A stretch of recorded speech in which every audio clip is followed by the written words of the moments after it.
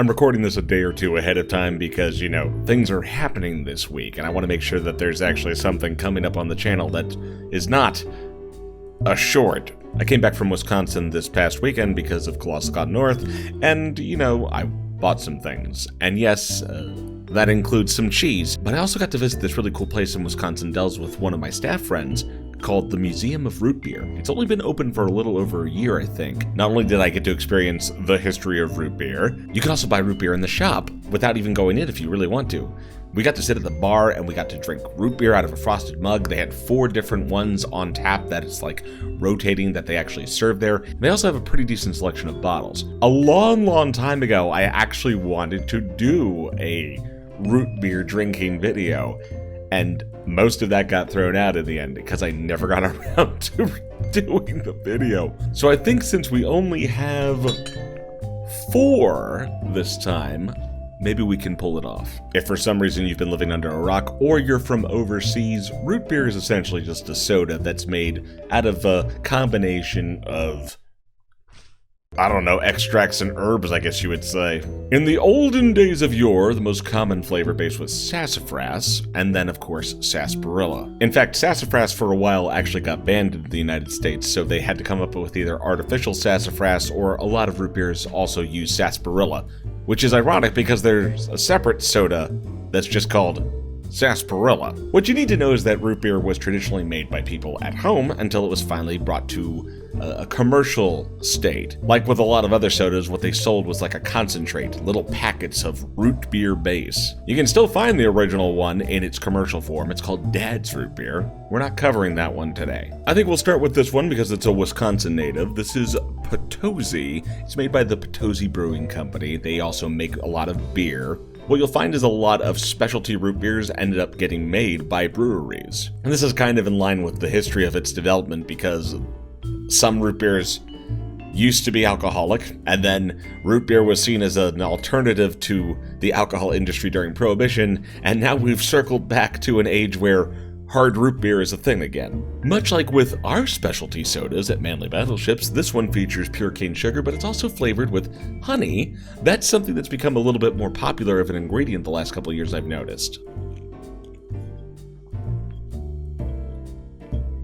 I just realized that this is a pop top. Alright, there we go, finally. Pennsylvania also has a couple brands that use honey, like Appalachian, I think. This is actually a little bit more subtle. Not bad at all. Next off, we have Berghoff's Draft Style Root Beer. This one has its origins in Chicago. Now, in full disclosure, Berghoff is actually one of the ones that I had on tap at the Root Beer Museum, so I was already kind of, cheating a little bit because I thought it was really good on the tap. I think it does lose a little bit of something when it's in the bottle, but it's still a very, very solid root beer. Its style is very akin to A&W, which is basically my favorite nationally available root beer. This next one, a Triple X root beer. Kind of redundant as trademarks go, isn't it? Historically, this root beer is actually tied to a chain of stores by the same name. I think modernly the brand has been bought out and there still is a Triple X family restaurant where you can buy this, but for the most part it's distributed like other niche brands of soda. The problem for me is that it tastes slightly watered down, but I think that has more to do with the fact that it has only 160 calories, whereas the other two that I just tried have 210. That's a pretty big difference in terms of sugar concentration. Alright, I've saved the most unusual for last. This is Oak Creek's Barrel Aged Soda's root beer. Blonde barrel aged root beer. Like I said, breweries that make beer seem to be the place where innovation for root beer is happening, assuming we ever needed that innovation. I find it interesting that it gives you the breakdown of 25% brown sugar and 75% real sugar, as if brown sugar isn't real. This has less sugar than any of them at only 150 calories. I'm excited and a little apprehensive to find out how this tastes. What's weird is this tastes sweeter than you would expect given the number of calories.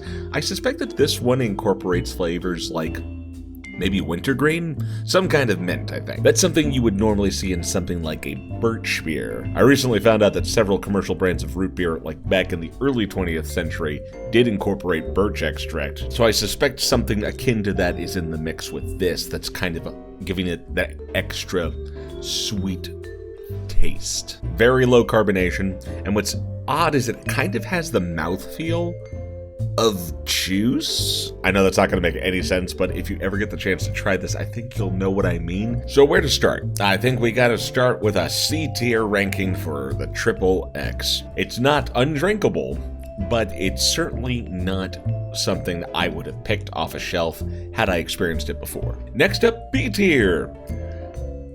This one. It reminds me of some of the root beers that you can get in like the natural section of certain grocery stores. Tastes a lot more like a refined herbal beverage than a soda. Edging just ahead of that one is Potosi.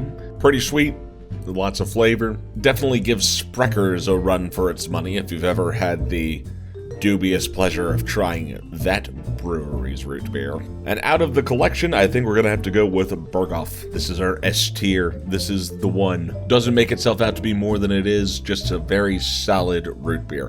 Whether you get the chance to try it in a bottle or on tap, definitely the better option. I think you'll be well pleased if you are a fan of root beer. That's it for this video. If you can think of anything else you'd like to see me try in the coming weeks and months, please let me know. Don't forget about our goal for subscribers at the end of this year. Thanks very much for watching, and I'll see you next time. Bye-bye.